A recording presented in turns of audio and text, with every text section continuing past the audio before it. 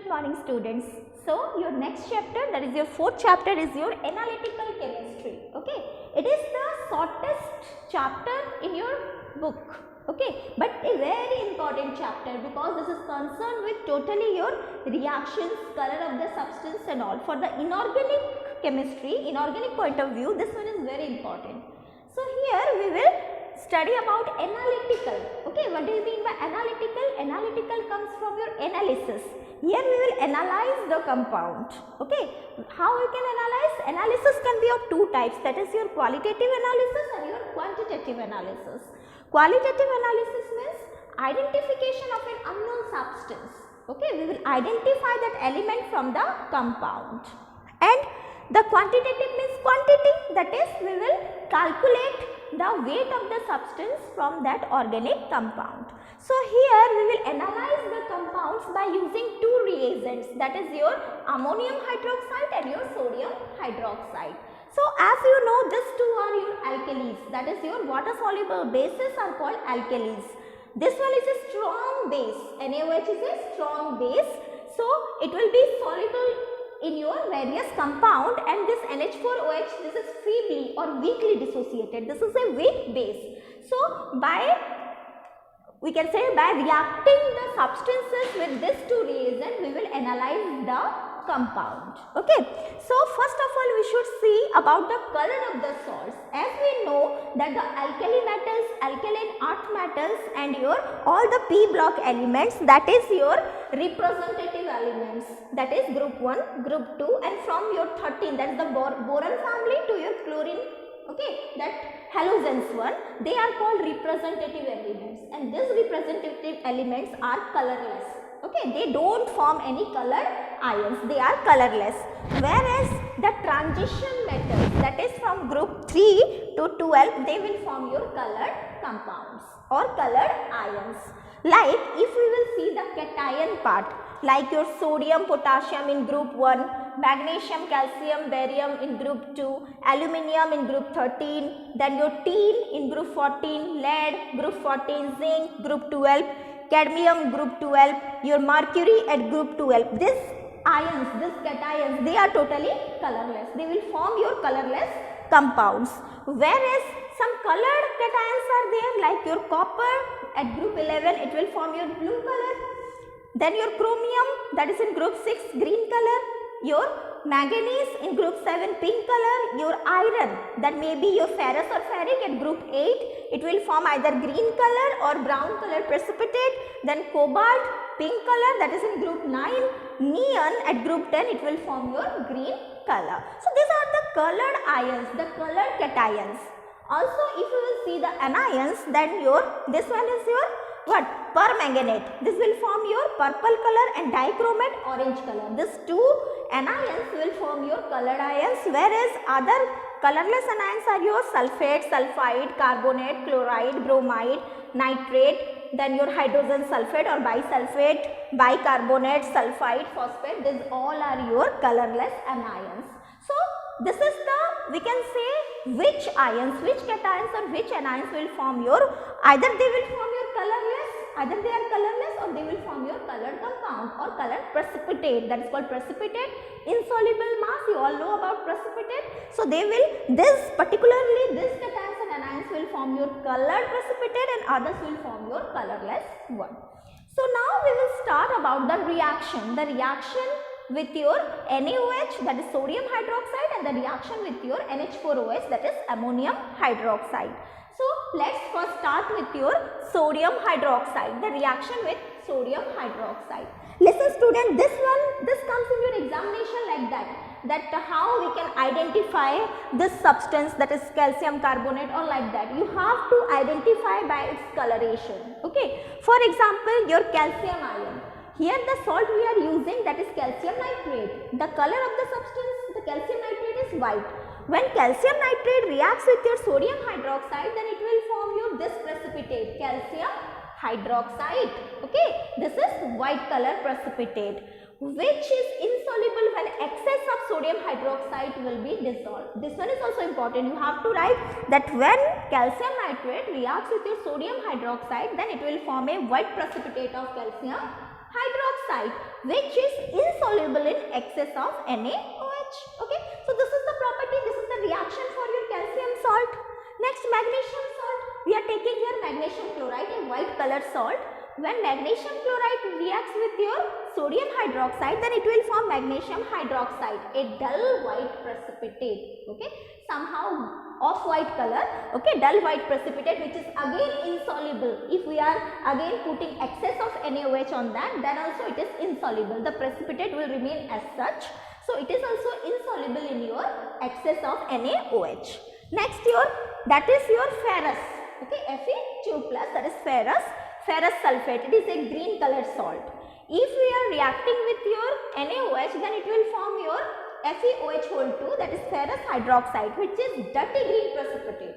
It will form a dirty green precipitate, which is again insoluble in your excess NaOH. Then if we are taking your Fe3+, that is ferric salt, ferric chloride, this is a brown color salt.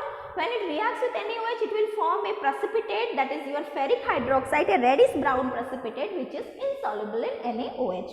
So here a question may come that what is the difference between your ferrous salt and your ferric salt?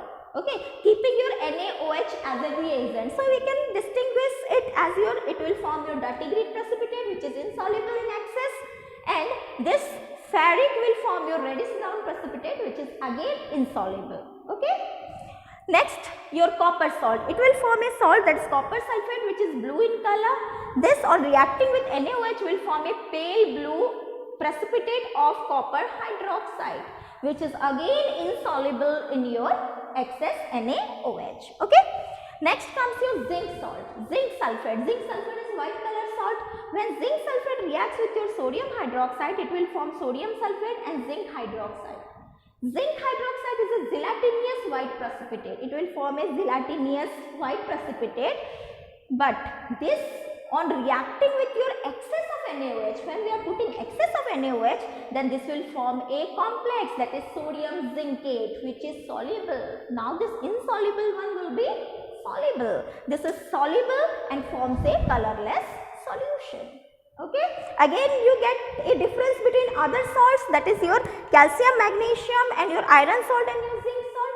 Likewise, one more salt is there, that is lead salt.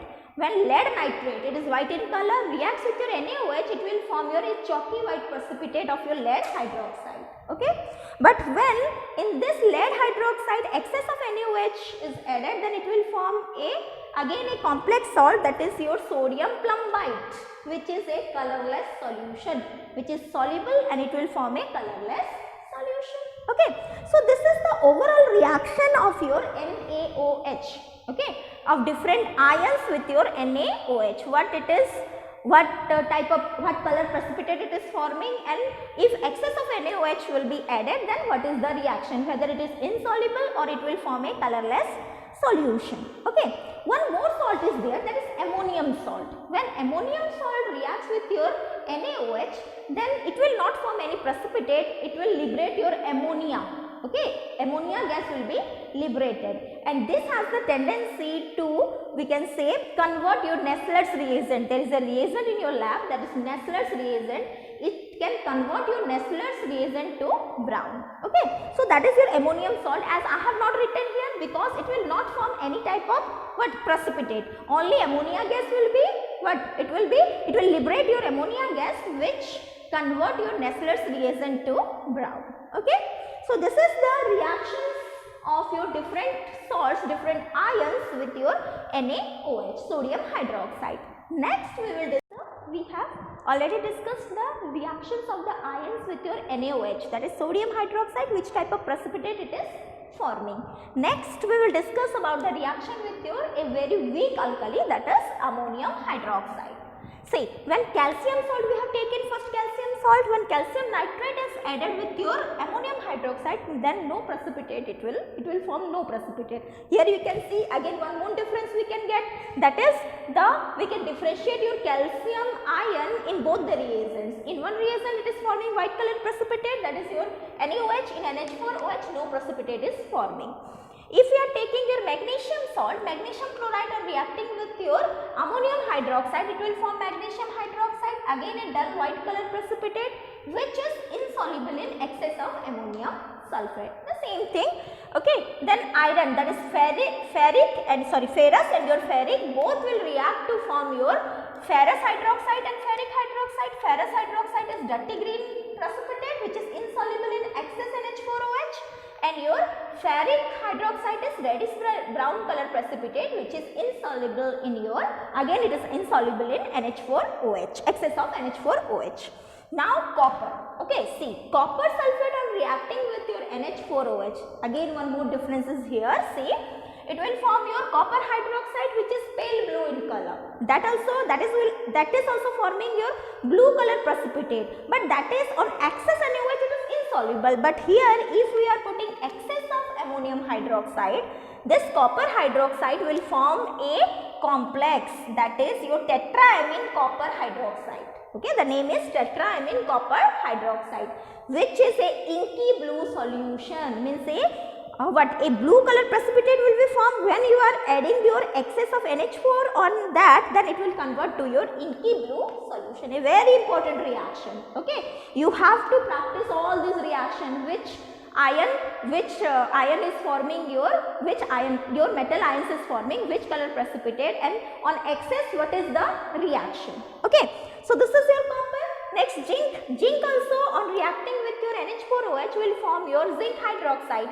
a gelatinous white precipitate. Okay, a gelatinous white precipitate which on excess reacting with your NH4OH will form again a complex which is soluble, which will form a colorless solution, that is your tetraamine zinc hydroxide. Okay, both will, in excess both the salts will be soluble. One is forming your inky blue solution and other one is forming your colorless solution. Okay, and then last one, that is your lead.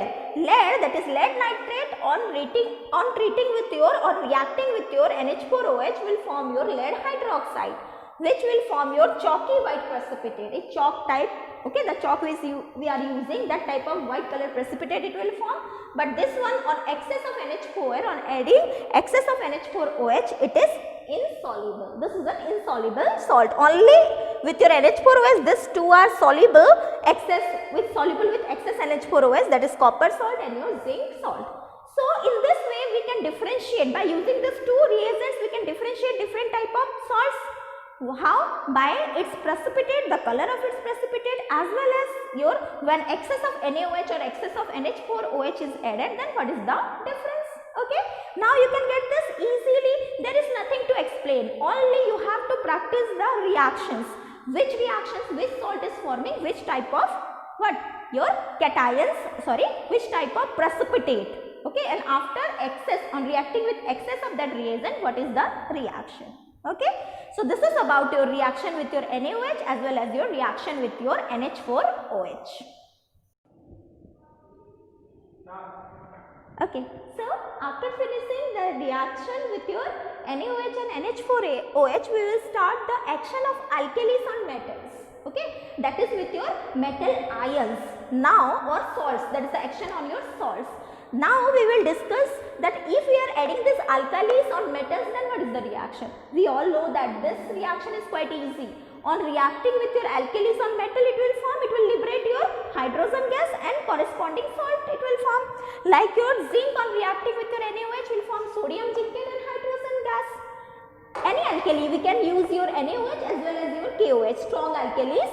So zinc on reacting with your, one more example I have given, with KOH will form your this is sodium zincate, this is potassium zincate, and hydrogen gas will be liberated. Like lead on reacting with this alkali will form your sodium plumbite and hydrogen gas. Aluminium on reacting with your KOH, that is potassium hydroxide, again an alkali, and water will form your potassium aluminate and hydrogen gas will be liberated. So what is the general reaction? On reacting alkalis, on reacting with your metal will form your salt and your hydrogen gas will be liberated. But what about your, when it reacts with your oxides and hydroxide? Okay, when it reacts with your hydroxide and your oxides, then also it will form your salt and your water. In place of your hydrogen, it will now form your, as oxide is present and hydroxide is present, it will form your water. Here we are taking example of some amphoteric oxides and hydroxide, like your oxides of your zinc or hydroxide of zinc, aluminium and lead. This will form your amphoteric oxide. What do you mean by amphoteric? Amphoteric means that possess both the properties of acid as well as your base.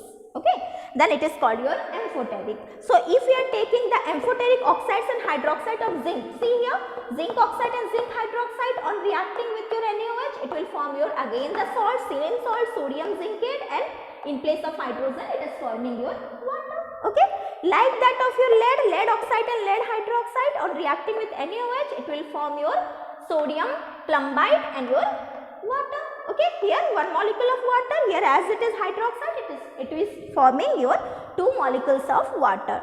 Then aluminium oxide, that is Al2O3 and hydroxide, aluminium hydroxide AlOH3, on reacting with your NaOH, it will form your salt, that is sodium aluminate, and your water will be liberated. Okay, so this is all the reactions of your alkalis on your metals and your metal oxides as well as hydroxides.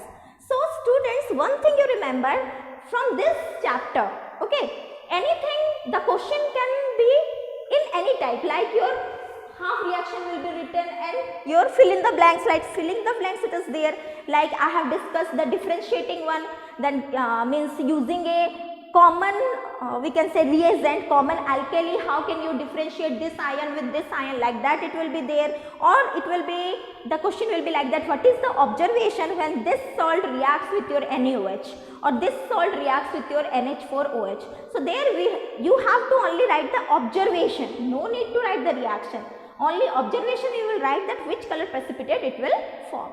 So like this, isn't it a quite small chapter? Okay, only reactions are there and also very easy reaction. You can practice very easily, you can know the reactions.